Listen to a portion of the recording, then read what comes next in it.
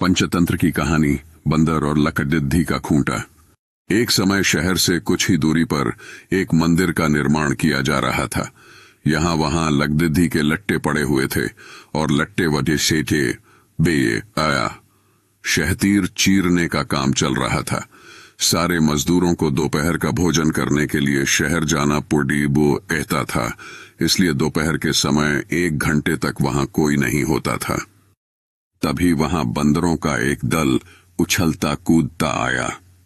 उनमें एक शरारती बंदर भी था जो बिना मतलब चीजों से छेद छाद करता रहता था। बंदरों के सरदार ने सबको वहां पड़ीढीबा ही चीजों से छेद छाद न करने का आदेश दिया। सारे बंदर पेड़ों की ओर चल दिए, पर वह शैतान बंदर सबकी नजर बचाकर पीछे रह गया और लगा अधंगेबाजी करने। उसकी नजर अधचिरे लट्टे पर पड़ी देखी। बस वह उसी पर पिल पड़ रहा और बीच में अड्ढाए गए कीले को देखने लगा। फिर उसने पास पड़ रही आरी को देखा। उसे उठाकर लकड़दराही पर रगड़ दहदने लगा। उससे किर्रर किर्रर की आवाज निकलने लगी तो उसने गुस्से से आरी पटक दी। उन बंदरों की भाषा में किर्रर किर्रर का अर्थ निखट्टू था।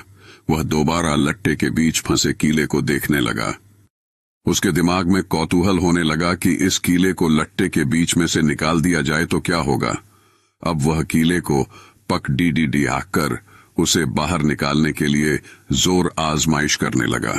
लट्टे के बीच फंसाया गया कीला तो 2 पार्टों के बीच बहुत मजबूती से जगधा गया होता है, क्योंकि लट्टे के 2 पार्ट बहुत मजबूत स्प्रिंग वाले क्लिप की तरह उसे दबाए रहते हैं। बंदर खूब जोर लगाकर उसे हिलाने की कोशिश करने लगा। कीला जोर लगाने पर हिलने व खिसकने लगा तो बंदर अपनी शक्ति पर खुश हो गया। वह और जोर से खौं खौं करता कीला सरकाने लगा। इस धींगा मुश्ती के बीच बंदर की पूंछ 2 पार्टों के बीच आ गई थी, जिसका उसे पता ही नहीं लगा। उसने उत्साहित होकर एक जोरदार झटका मारा और जैसे ही कीला बाहर खींचा, लट्टे के 2 चिरे भाग फटाक से क्लिप की तरह झुद गए और बीच में फंस गई बंदर की पूंछ। बंदर चिल्ला उठा। तभी मजदूर वहां लौटे। उन्हें देखते ही बंदर ने भागने के लिए जोर लगाया तो उसकी पूंछ टूट गई।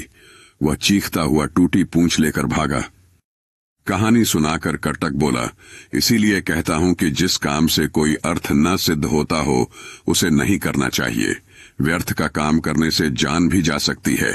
अरे, अब भी पिंगलक जो शिकार करके लाता है उससे हमें भरपेट भोजन तो मिल ही जाता है, तब बेकार ही झंझट में पड़ने से क्या फायदा। दमनक बोला, तो तुम क्या केवल भोजन के लिए ही जीते हो? यह तो ठीक नहीं। अपना पेट कौन नहीं भर लेता। जीना तो उसका ही उचित है जिसके जीने से और भी अनेक लोगों का जीवन चलता हो। दूसरी बात यह कि शक्ति होते हुए भी जो उसका उपयोग नहीं करता और उसे यूं ही नष्ट होने देता है, उसे भी अंत में अपमानित होना पड़ता है। कर्टक ने कहा, लेकिन हम दोनों तो ऐसे भी मंत्री पद से च्युत हैं, फिर राजा के बारे में यह सब जानने की चेष्टा करने से क्या लाभ? ऐसी हालत में तो राजा से कुछ कहना भी अपनी हंसी उड़वाना ही होगा। व्यक्ति को अपनी वाणी का उपयोग भी वहीं करना चाहिए जहां उसके प्रयोग से किसी का कुछ लाभ हो। भाई, तुम ठीक नहीं समझते। राजा से दूर रहकर तो रही सही इज्जत भी गंवा देंगे हम। जो राजा के समीप रहता है उसी पर राजा की निगाह भी रहती है, और राजा के पास होने से ही व्यक्ति असाधारण हो जाता है। स्वरूपा बर्बाद है। कर्टक ने पूछा, तुम आखिर करना क्या चाहते हो? हमारा स्वामी पिंगलक आज भयभीत है, दमनक बोला। उसके सारे सहचर भी डरे डरे से हैं। मैं उनके भय का कारण जानना चाहता हूं। तुम्हें कैसे पता कि वे डरे हुए हैं? लो, यह भी कोई मुश्किल है। पिंगलक के हाव भाव, चाल ढाल, उसकी बातचीत, आंखों और चेहरे से ही स्पष्ट जान पड़ता है कि वह भयभीत है।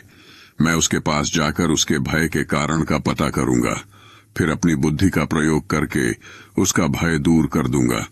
इस तरह उसे वश में करके मैं फिर से अपना मंत्री पद प्राप्त करूंगा।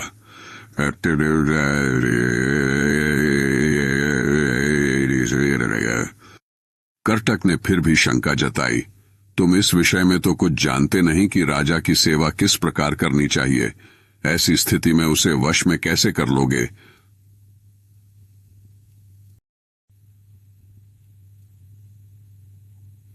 दमनक बोला, राज सेवा के बारे में मैं नहीं जानता। यह तुम कैसे कह सकते हो?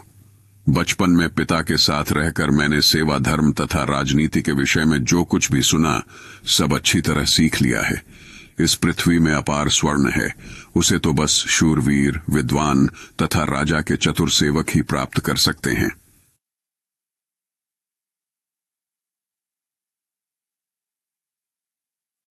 कर्टक को फिर भी विश्वास नहीं आ रहा था। उसने कहा, मुझे यह बताओ कि तुम पिंगलक के पास जाकर कहोगे क्या?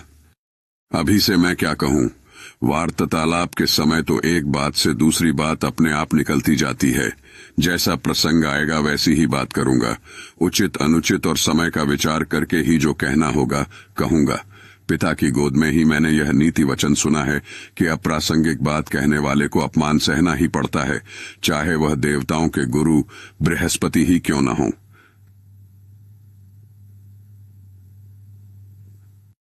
कर्टक ने कहा, तो फिर यह भी याद रखना कि शेर, बाघ आदि हिंस्र जंतुओं तथा सर्प जैसे कुटिल जंतुओं से संपन्न पर्वत जिस प्रकार दुर्गण और विषम होते हैं, उसी प्रकार राजा भी क्रूर तथा दुष्ट व्यक्तियों की संगति के कारण बड़े कठोर होते हैं, जल्दी प्रसन्न नहीं होते, और यदि कोई भूल से भी राजा की इच्छा के विरुद्ध कुछ कर दे तो सांप की तरह डसकर उसे नष्ट करते उन्हें देर नहीं लगती।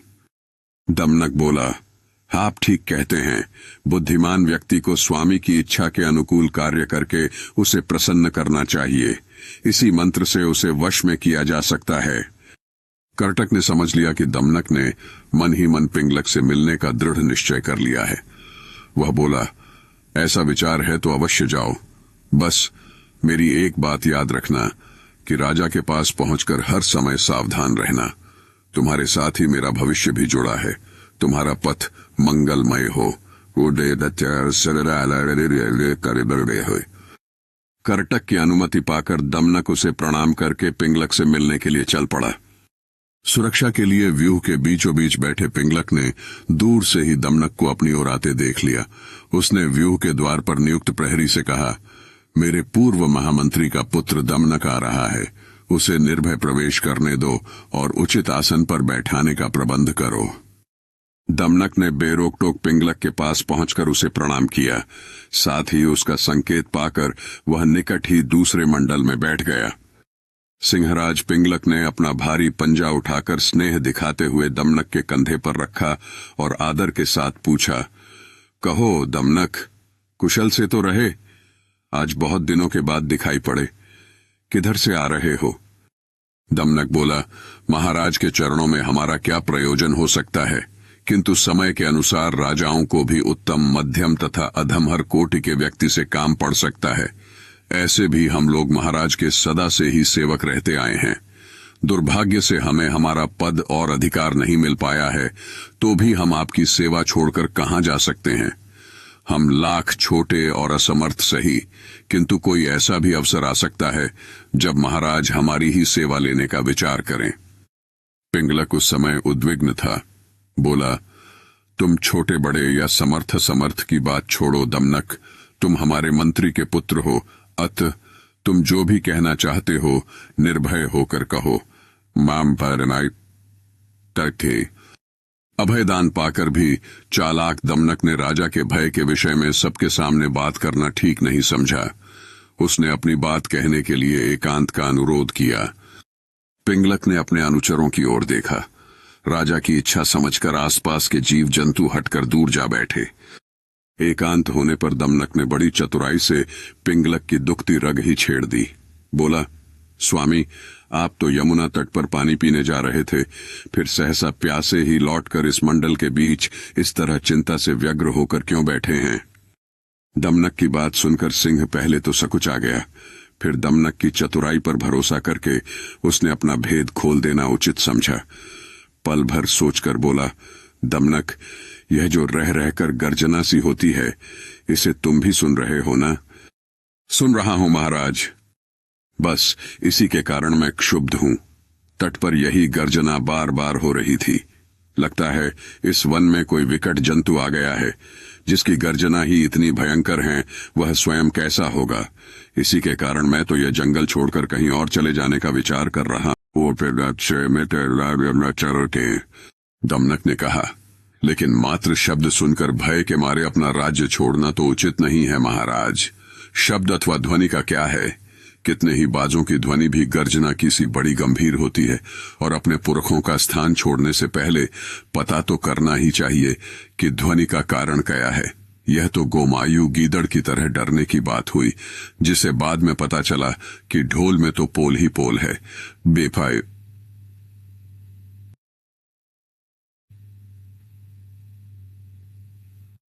पिंगलक ने पूछा, गोमायु गीदड़ के साथ क्या घटना हुई थी।